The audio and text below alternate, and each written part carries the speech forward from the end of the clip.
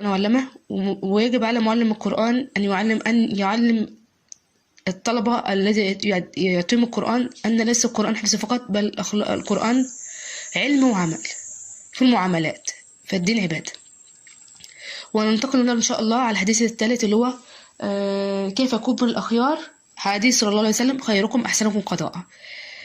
هنقول بمناسبة الحديث ده عن أبي هريرة رضي الله عنه وأرضاه: كان لرجل على رسول الله صلى الله عليه وسلم حق فأغلظ له القول فهم به الصحابة وكادوا يضربونه، فقال لهم رسول الله صلى الله عليه وسلم: إن لصاحب الحق مقالة.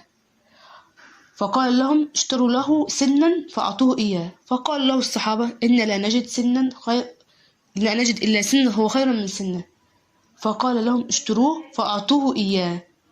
فأعطاه إياه. فقال صلى الله عليه وسلم: خيركم أحسنهم قضاء. صدق رسول الله صلى الله عليه وسلم.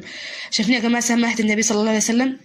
الأول السن دي معناها إن ناقة أو بعير في سن معين. يعني النبي صلى الله عليه وسلم استلف من رجل سن أو ناقة أو بعير في سن معين، والرسول صلى الله عليه وسلم أخذها. وهذا الرجل يعني كان عاوز السن بتاعته أو الناقة بتاعته. طبعا رسول الله صلى الله عليه وسلم حاشا إن هو طبعا يتأخر إن هو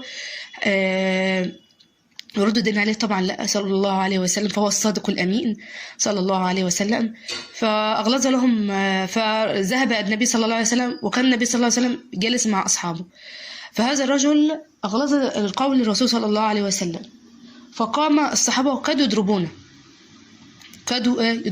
فقال الرسول صلى الله عليه وسلم: سمحته، إن لصاحب الحق مقالة. عشان هو ليه عن النبي صلى الله عليه وسلم حق.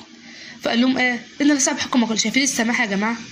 شايفين العفو؟ شايفين الكرم؟ صلى الله عليه وسلم فعلا هو قدوتنا فعلا. هو يعني اللهم اجعلنا ممن يحشر معه يوم القيامة. فالنبي صلى الله عليه وسلم قال لهم شوفوا له، قال لهم ادوه يعني سن او بعير وكده.